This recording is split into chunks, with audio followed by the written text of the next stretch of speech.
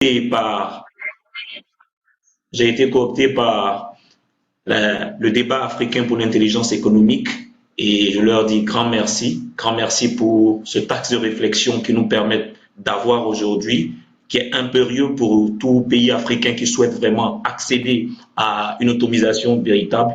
Merci encore pour cette occasion qui nous est donnée en ce jour. Chers participants, ensemble, on va égrener quelques mots et à travers ce partage, on espère ressortir gaillardement, je veux dire, comme on le dit en anglais, empowered, de telle sorte que chacun puisse apporter sa pièce dans ce levier de développement qui nous est cher à cette Afrique.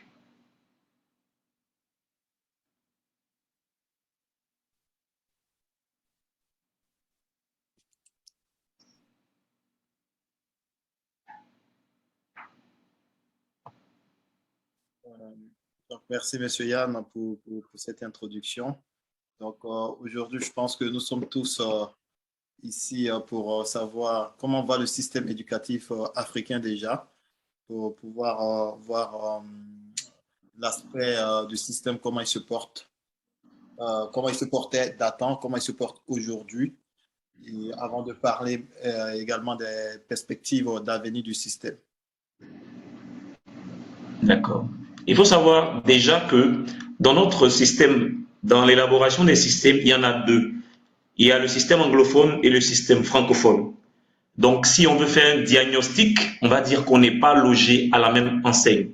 Le côté anglophone a très tôt compris la nécessité de pouvoir anticiper les besoins, surtout des entreprises et du marché de l'entreprise, et a, je dis, faire un pont de telle sorte que les formations universitaires, professionnelles répondent aux attentes des décideurs, des employeurs et des industries.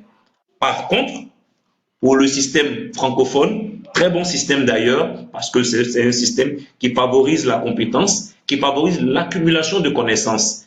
Mais chemin faisant, on s'est un peu trop appesanti sur ce qui est qualification diplômante au lieu de maximiser en termes de compétences pratiques et professionnelles.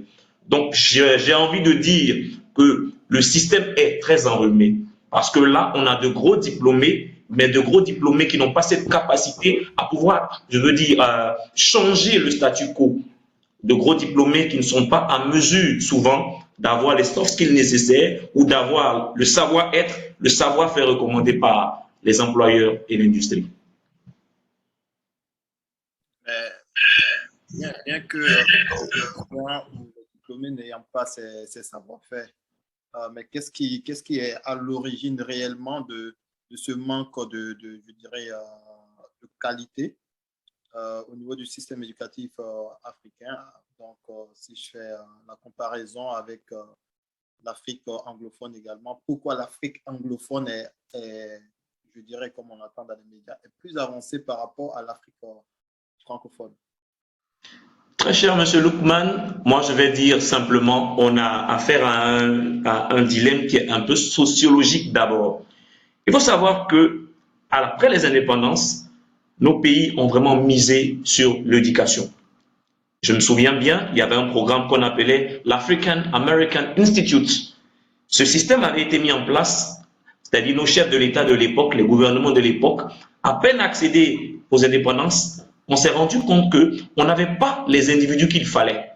Et il a fallu créer des ponts, des programmes d'optimisation pour permettre à nos cadres, du moins à nos nouveaux, je veux dire, cadres, de pouvoir avoir le savoir-faire, la compétence nécessaire. Cela s'est traduit de 61 à 93. J'enverrai pour preuve, pour son excellence, monsieur le président actuel, monsieur Alassane Draman Ouattara, qui est docteur, qui lui a eu la chance de bénéficier de ce programme-là. Et vous avez vu qu'à cette entame-là, on a optimisé nos cadres. On leur a donné le savoir-faire, on leur a surtout permis d'aller apprendre à l'extérieur, aux États-Unis, dans les pays anglophones, pour rapidement venir implémenter. Malheureusement, après 93, moi je dirais même bien avant 93, à partir de 78, 82, avec les crises financières, il y a eu des PAS, ce qu'on appelle les PAS, programmes d'ajustement structurel, où nos pays se sont vus réduits en termes de programmes. On leur a demandé de mettre l'accent sur certaines thématiques telles que remettre un peu remettre un peu en arrière le système éducatif, la santé et autres, mais plutôt dans la privatisation d'autres secteurs. Et cela a eu pour impact de créer une éducation de masse. Or, l'éducation de masse nous dit avoir l'accès à l'université ou l'accès à l'éducation de base. C'est vrai, mais en le faisant, on n'a pas maximisé en termes de qualité. On a simplement donné la chance aux gens d'aller à l'école, mais on n'a pas préparé. Je veux dire, on n'a pas eu de programme sur 20 ans, sur 25 ans, sur ce que pouvait être, je veux dire, l'employabilité. Donc, quand on regarde les étudiants des années 80 ou des années 90, avec simplement une licence, avec le bagage nécessaire. Mais après, il n'y a pas eu de suivi. Donc, du coup, les investissements ont été réduits de 10 professeurs, pour ne pas dire d'un professeur, le ratio qui était 1 pour 40, aujourd'hui, il est de 1 pour 400 ou 500. L'enseignant qui vient et qui n'a pas, je veux dire, dont l'investissement n'est pas total, puisqu'il est dans une salle où il a pratiquement 1000 étudiants, il n'arrive pas à carburer. Les étudiants aussi se retrouvent dans des universités où les budgets sont réduits. Les UFR, on oublie l'aspect recherche. On ne fait que de la formation. Et malheureusement, cela a eu pour but de ramener cette employabilité vers les systèmes de la fonction publique. Et donc, on a négligé l'employabilité, on a négligé tout ce qui était privé. Et cela a suivi une éducation de masse, beaucoup d'étudiants, beaucoup de diplômes, de diplômés, mais sans qualification pratique.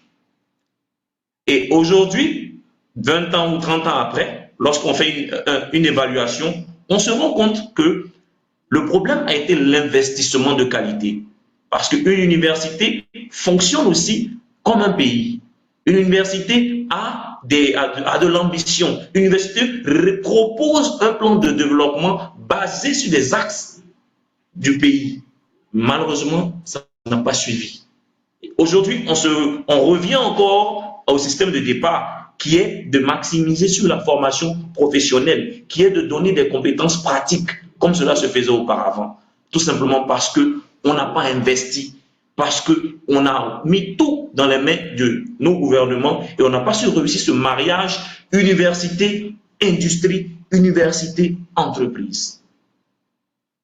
À vous entendre, monsieur Yann, il s'agira pour moi de dire, faut-il arracher des mains des gouvernants d'éducation, puisque vous dites, on les a remis cette éducation de la masse de la population et ils ne réussissent pas à adapter l'éducation, le système éducatif au monde du travail et même aux objectifs de développement. Que devons-nous faire, nous?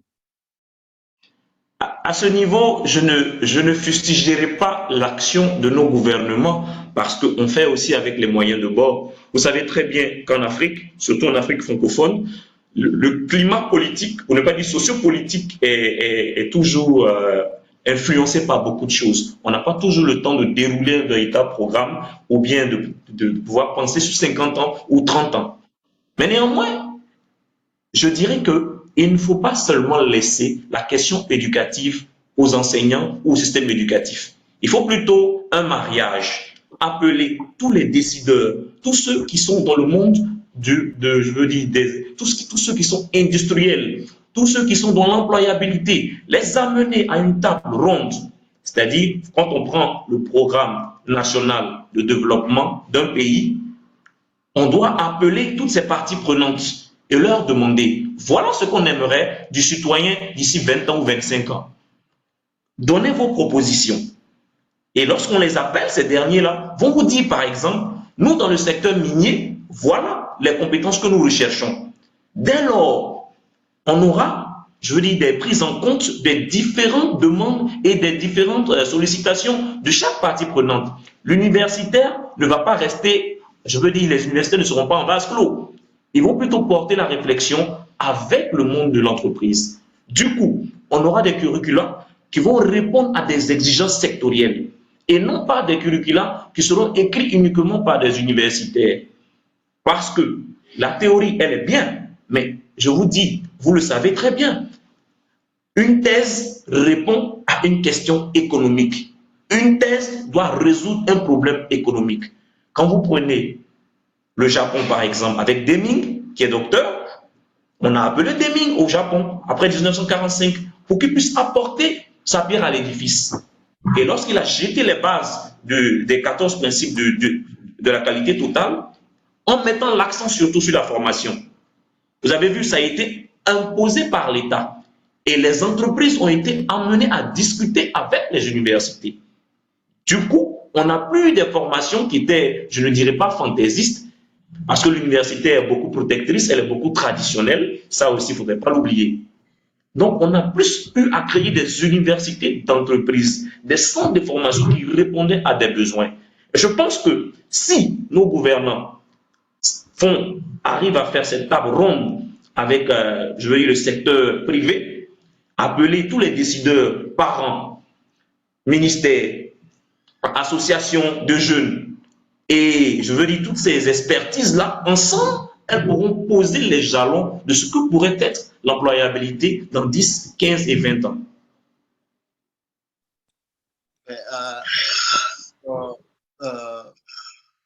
Pour ce que je viens d'entendre, la survie du système éducatif dépend de la collaboration du partenariat privé-public, mais également il faudrait que le public, puisque voilà, le système éducatif est une corporation, il faudrait qu'il s'ouvre au monde professionnel pour pouvoir mieux appréhender les enjeux de ce monde et adapter, parce que c'est vrai ce que vous dites, et la plupart des universités refusent, surtout en Afrique, refusent d'adapter leurs problématiques aux problématiques des entreprises.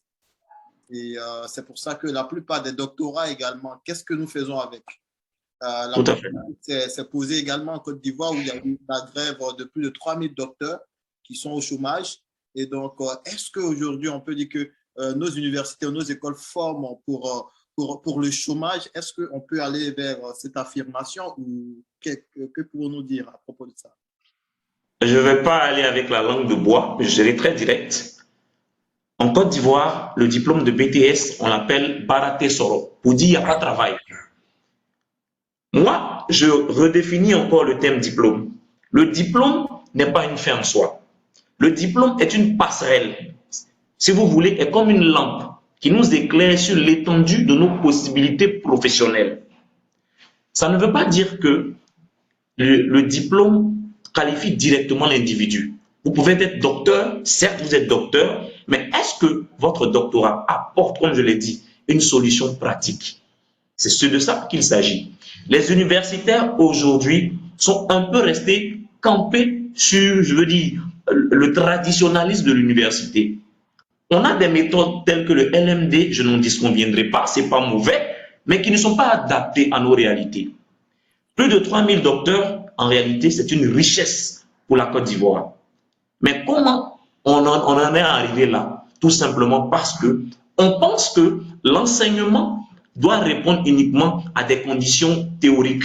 Par contre, ces mêmes docteurs, on pourrait les réutiliser dans l'administration ou dans des secteurs clés. Et même je veux dire, dans l'élaboration des curricula, vous avez des gens qui ont des masters en sociologie, mais qui n'ont que pour seul recours le concours de police. Par contre, ces derniers-là, avec des centres de formation qui existent déjà dans nos universités, on peut leur adjoindre des formations optimisantes. Par exemple, des certificats d'études spécialisés, soit en marketing, soit en ressources humaines, dans des domaines pratiques. Et ces gens-là, lorsque le concours ne marche pas plus de 2-3 fois, mais au moins cette possibilité-là d'aller frapper à la porte d'une entreprise. Comment comprendre qu'un département d'anglais, par exemple, qui ne forme que des individus pour enseigner, ce qui n'est pas vrai. L'anglais n'est qu'une langue.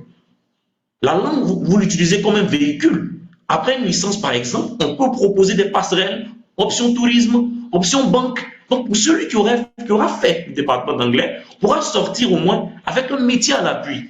Outre l'enseignement, il peut poser sa candidature, pourquoi pas pour l'ONU, pourquoi pas pour des offices de tourisme, pourquoi pas même dans des entreprises où on fait la gestion des talents. Malheureusement, nos universitaires ne sont pas ouverts. Et du coup, tout le monde, on se sent obligé d'aller jusqu'au bout de ce doctorat-là. Mais une fois 8 ans, 10 ans finis, il n'y a même pas eu de temps d'expérience pratique. Après la licence ou après le master, Combien sont ceux-là qui arrivent à faire un stage d'insertion? Il y en a pratiquement pas. Et qu'est-ce qu'on a à vendre au sortir de l'université? Qu'est-ce qu'on a à vendre? Quel est le bagage qu'on a, à part avoir retenu toutes ces théories et autres? Qu'est-ce qu'on a à vendre? Je prendrais bien quelqu'un qui a fait un BTS avec 5 ou 6 ans d'expérience, quelqu'un qui a un master et qui n'a jamais travaillé. Et ce sont ces questions-là d'adéquation, parce que moi, j'estime qu'on doit être adéquationniste, c'est-à-dire baser notre système sur la formation et en même temps l'employabilité. On ne doit pas former pour former, mais on forme des individus qui peuvent développer des profils adjacents. J'ai l'habitude de dire que l'enseignement, c'est une vocation, c'est un sacerdoce. C'est vrai. Mais tout le monde, avec un doctorat, n'est pas censé être professeur à l'université. Le doctorat, il y en a plusieurs. Il y a le doctorat d'entreprise, par exemple. Ce doctorat-là qui vise à donner, qui vise à mettre, je veux dire, à disposition des praticiens en entreprise. Des gens qui ont le MBA, par exemple, le MBA qui se fait en réalité un bac plus 7, puisque c'est un diplôme d'entreprise. Quand on finit ce genre de formation, on est apte à aller en entreprise. Mais malheureusement, tous nos doctorats sont des doctorats qui s'inscrivent uniquement dans l'enseignement. Et nos thématiques d'enseignement, pour ne pas dire universitaires, parfois sont en déphasage avec, je veux dire, nos programmes même de développement. On a des filières qui ne répondent plus à l'employabilité, qui ne répondent plus aux exigences du marché. Et on a des gens qui ont des diplômes dans ce genre de spécialisation. Mais on les a laissés dans ce domaine-là. Aujourd'hui, ils ont un doctorat ou un bac plus. Mais quelle est l'option qu'on leur donne? Et moi, je pense que dès la première année ou dès la deuxième année déjà, on pourrait mettre ce genre d'opportunités avec des programmes d'optimisation pour permettre déjà à nos étudiants de développer l'entrepreneuriat, de développer d'autres spécialisations. De telle sorte qu'au sortir déjà d'une licence, on ne soit pas obligé d'attendre un concours. Mais déjà, avec son CV, on sait déjà présenter son CV, on sait déjà calibrer, on sait déjà, je veux dire, se vendre sur le marché de l'emploi. On peut même créer si on a cette fibre entrepreneuriale. Très clair. Si en Afrique,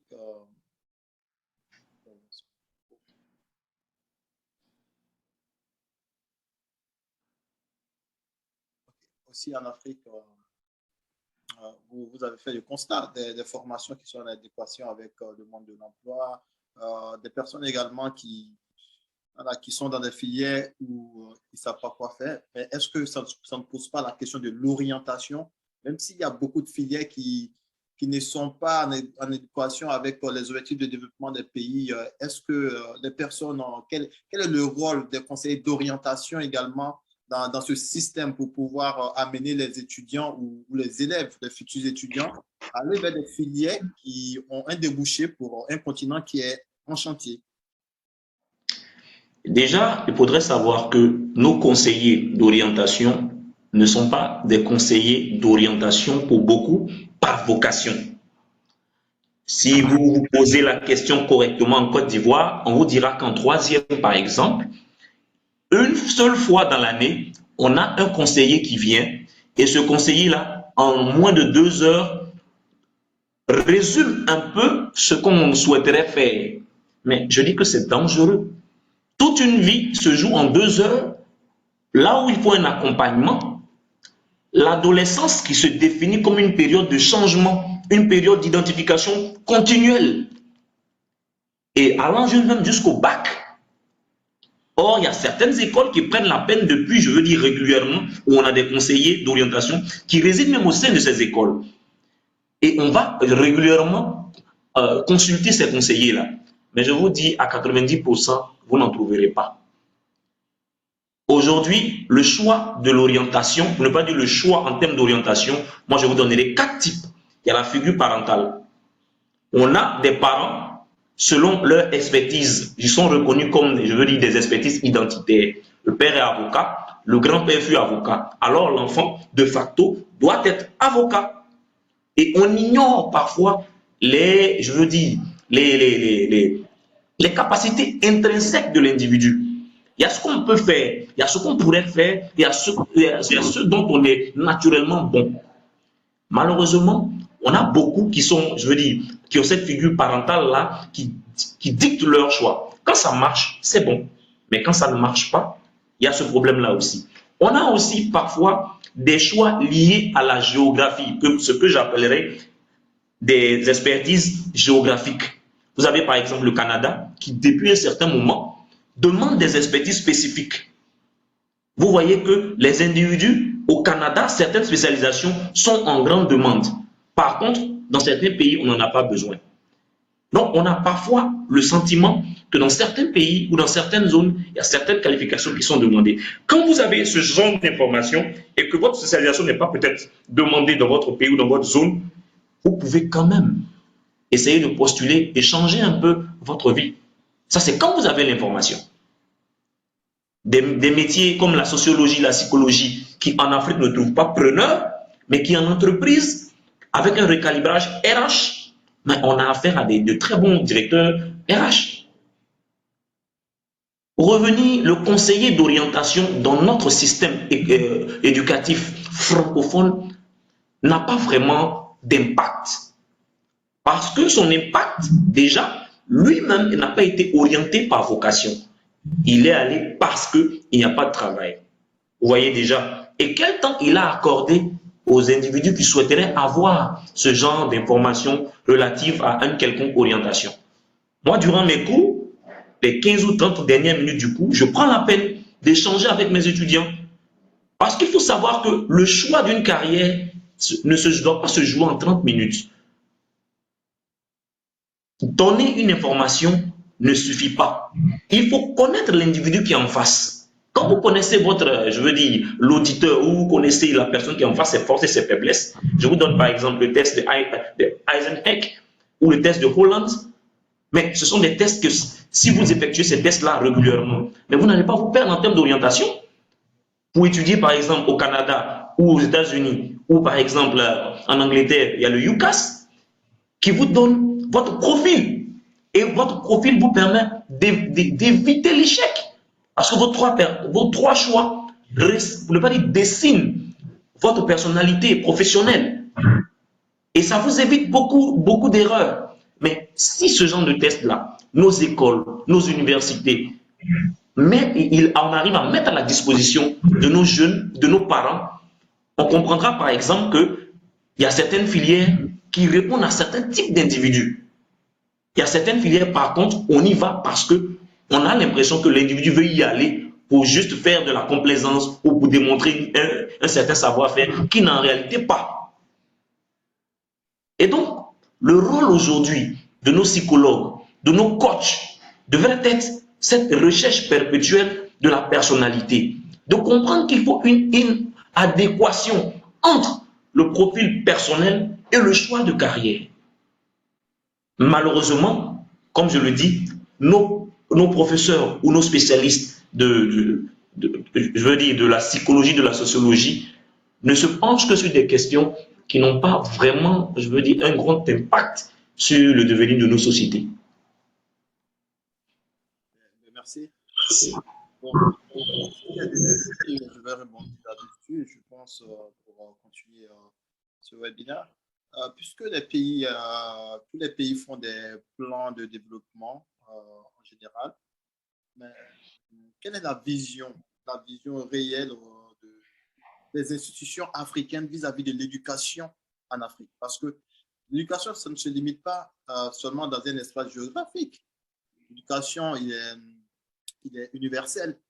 Donc, on est en compétition sur les mêmes marchés que les personnes qui sont formées aux États-Unis, à Harvard, et ici en France, en Côte d'Ivoire, au Maroc, en Algérie, partout. Mais quel est donc le système que nos institutions veulent mettre en place? Quelle est la stratégie réelle des institutions africaines vis-à-vis de cette éducation qui fait partie néanmoins des objectifs du développement durable, mais qui n'est pas de qualité? Quelle est la stratégie pour vous qui êtes expert? Déjà, moi, je tiens déjà à saluer les actions de la BAD à travers le programme de Young Professional qu'ils ont eu à créer depuis un certain nombre d'années, où on permet surtout aux jeunes, on a créé déjà un compendium, un espace où les jeunes, dès, je veux dire, votre première année déjà, vous pouvez aller vous inscrire et être déjà dans la base de données de la BAD. Et il y a des programmes de volontariat, il y a des programmes d'alternance, c'est-à-dire pendant que vous êtes encore étudiant, vous pouvez postuler et avoir cette chance-là d'avoir une petite expérience au niveau de la BAD ou des organismes internationaux. Il n'y a pas que la BAD, il y a le NEPAD qui fait pareil. Mais le souci, comme je le dis, c'est de la communication. Il n'y a pas assez de communication autour. Les actions sont faites, mais de façon isolée. Les politiques d'harmonisation déjà du système universitaire existent, telles que le CAMES, qui se veut comme un porte-flambeau, ou bien cet office-là, qui nous dit, par exemple, l'éducation du Canada et l'éducation du Sénégal, de la Côte d'Ivoire, sont de qualité. Mais il y a un souci. Aujourd'hui, on a des formations qui existent, de nouvelles formations, de nouveaux outils qui existent, mais malheureusement ne sont pas mis à jour. On a parfois ce conflit encore de, je veux dire, entre pays, ou certains pays qui sont reconnus comme des, par exemple, dans certaines filières, comme des pays où l'expertise sectorielle est développée. Et de retour chez vous, vous avez ce gros souci-là de pouvoir faire une équivalence déjà de votre certificat ou de votre diplôme. Donc déjà, les actions sont faites, mais de façon isolée. Et j'estime que nos présidents peuvent vraiment peser de tout leur poids pour qu'il y ait, je veux dire, à travers déjà le CAMES, qu'il y ait déjà un aspect professionnel qui soit développé, de telle sorte qu'on ne voie pas qu'uniquement le secteur universitaire, mais qu'on voie aussi la formation professionnelle. Les actions sont faites, mais de façon, je veux dire, dispersée. À part quelques institutions qui arrivent, telles qu'en Côte d'Ivoire, on a le PGDEC, qui a été mis en place, le programme pour l'emploi jeune, qui depuis des années 2014 ou 2015, qui réussit quand même à donner l'opportunité à certains jeunes de se faire récalibrer dans d'autres filières quand ils ont déjà une spécialisation, ou bien d'avoir de nouvelles compétences. On a l'agence jeune, l'AGFOP, mais là encore, je le dis, ce n'est pas de façon audible, ce n'est pas de façon coordonnée. Chacun, à son niveau, essaie de faire. Mais par contre, si on a des lois, si on a l'Assemblée nationale qui appuie certaines résolutions, je pense que les choses vont véritablement s'amorcer et on pourra compétir au niveau international.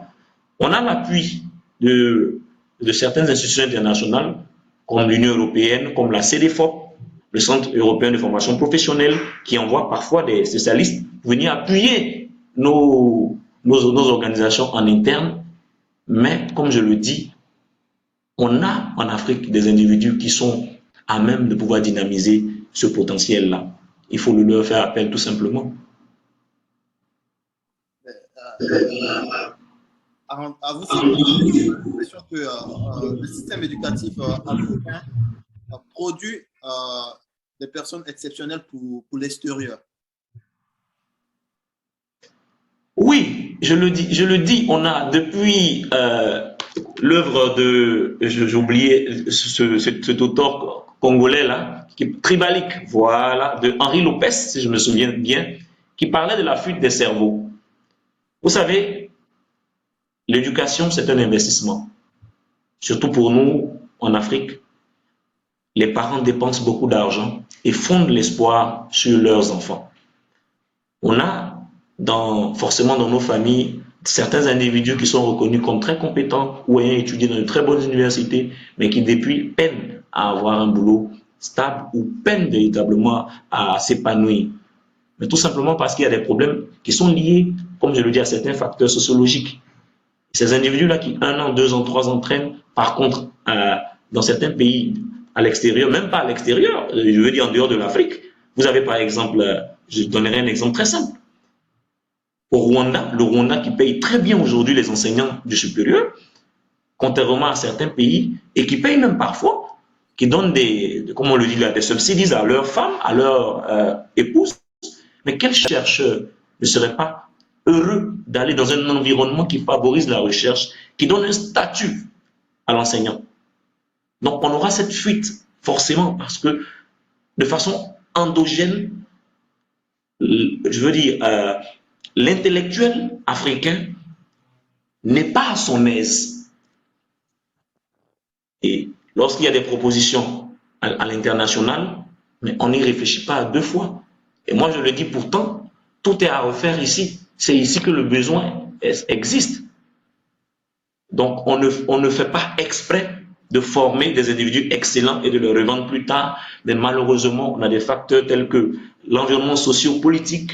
On a des facteurs en Afrique tels que, vous savez très bien, il y a certaines entreprises, quand vous n'êtes pas recommandé, c'est difficile pour vous de pouvoir avoir un poste. Moi, je vous donne l'exemple d'un de mes oncles, par exemple, qui après sa thèse en Europe, est revenu au pays. On lui a demandé la carte d'un certain parti. Mais c'était vraiment difficile. 6 mois plus tard, il y a eu un coup d'État. Donc, vous vous imaginez, il serait resté aujourd'hui, où en serait-il? Donc, on va là où notre expertise sera vraiment demandée, là où il y aura un épanouissement. Et c'est en cela que j'estime que nos États doivent vraiment mettre les guichets doubles, comme ce que font toujours les Asiatiques, avec un contrat décennal. Ils vous disent, on vous donne une bourse pour aller à l'étranger, mais quand vous revenez, vous travaillez pendant 10 ans, tout ce que vous avez appris, vous venez l'implémenter au pays. Mais après 10 ans, vous pouvez faire ce que vous voulez, vous revendre ailleurs. Mais dans l'immédiat, le pays en bénéficie. Dès votre retour, vous avez votre place.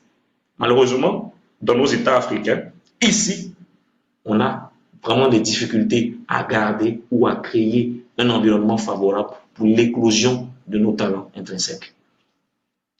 J'aimerais rebondir sur les bourses d'études. Vous avez parlé du fait que les États tels que les pays asiatiques donnent des bourses d'études, mais n'est-ce pas dangereux pour nous en tant qu'Africains? C'est à la fois, je dirais, n'est-ce pas à la fois dangereux, mais bénéfique pour nous? Parce que déjà, puisque les personnes qui partent étudier à l'extérieur prennent également les habitudes de l'extérieur, normalement, et également s'adaptent aux cultures extérieures. Mais comment l'Africain en général, donc il y a cette problématique même en Occident, peut mieux faire pour pouvoir ramener ce qui est bon, surtout parce que quand on regarde tous nos dirigeants, ils ont étudié à l'étranger, mais ils ont du mal à prendre ce qui est bon. Donc, comment prendre ce qui est mieux chez l'autre à travers ces bourses de coopération et ramener à notre réalité pour pouvoir avancer? Déjà, comme j'ai eu à le dire à l'entame, le problème de l'Afrique francophone, c'est plus un problème qui est sociologique. Ailleurs, dans les pays anglophones, à 90%, lorsqu'on va à l'étranger, on ne se dilue pas. On part aussi avec sa culture et quand on revient, on part pour venir réimplémenter chez soi. Nos chefs d'État africains francophones, c'est pas qu'ils n'ont pas, c'est pas qu'ils n'ont pas véritablement cette volonté-là, mais comme je le dis, le souci, c'est qu'on n'a pas assis des bases dès le départ. Si le Japon a réussi, si la Thaïlande a réussi, pourquoi pas nous? Notre seul problème, c'est qu'on n'a pas un sentiment culturel identitaire fort. Et si on y travaille, on travaille à développer cette culture du résultat, cette culture qui nous permettra à nous, francophones, de pouvoir aller à l'extérieur, certes, aller au rendez-vous de l'universel, comme Gontran Damas aimait si bien le dit, et comme aussi Césaire le dit, qu'une civilisation, quel que soit son génie intime, à se replier sur elle-même, va disparaître. On va à l'extérieur, certes, mais on va au rendez-vous de l'universel. On va pour acquérir certaines choses, mais il ne va pas sans dire qu'on ne va pas forcément avoir un pourcentage de changement. On aura ce pourcentage de changement. Mais de retour chez nous, si les mécanismes, comme je le dis, des organisations sont mis en place, des programmes d'insertion des jeunes provenant des instituts internationaux, on a ces programmes-là qui, d'ici par exemple 3 à 6 mois après votre retour, on vous optimise déjà, on vous fait revenir, on vous recense encore les valeurs culturelles de votre pays, ce pourquoi vous êtes parti et dans quelle optique on va vous utiliser, dans quelle optique votre savoir sera mis, je veux dire, à contribution, dans quelle optique on aura véritablement besoin de vous. Mais il n'y a pas de raison. On a aujourd'hui des groupes qui sont constitués des groupes de la diaspora, où on a par exemple les anciens du Maroc, les anciens étudiants de telle ou telle zone, qui créent parfois des synergies. Mais comme je le dis, il faut que ce soit accompagné. Ce sentiment culturel doit être accompagné. Le Chinois ne se voit pas en train d'aller aux États-Unis, faire 100 ans et puis y rester. Non, il part pour obtenir ce qu'il n'a pas chez lui et pour revenir faire ce transfert de compétences. Je le dis, c'est sociologique. Si nos psychologues, si nos sociologues, si tous ceux qui sont du domaine de l'éducation arrivent à s'entendre véritablement et à créer ce sentiment, je veux dire, culturel, où on va à l'extérieur, certes, on obtiendra de nouvelles choses, mais il va falloir essayer de l'adapter à nos réalités. Parce que parfois, venir et changer tout d'un coup, moi je pense que c'est ce qui pose le problème. Venir et essayer de créer les conditions nécessaires de l'implémentation de ce qu'on a reçu à l'étranger, je pense qu'il n'y aura pas de souci. Parce qu'il ne faut pas oublier, de façon interne, on a des gens qui sont restés au pays, qui ont aussi de la matière grise, qui ont de la compétence. Mais parfois, on crée ce hiatus, on crée parfois cette opposition, comme si ceux qui venaient de l'extérieur sont meilleurs que ceux qui sont restés. Vous voyez, déjà ça, il faut arriver à le fédérer d'abord, à faire disparaître ce sentiment-là, mais à créer une identité commune, un sentiment fort, et c'est cela qui pourra permettre véritablement à tous nos individus bénéficiant de bourses d'avoir cette envie de revenir et d'apporter leur pierre à l'édifice, comme ça se fait au Rwanda, comme ça se fait dans les pays anglophones africains.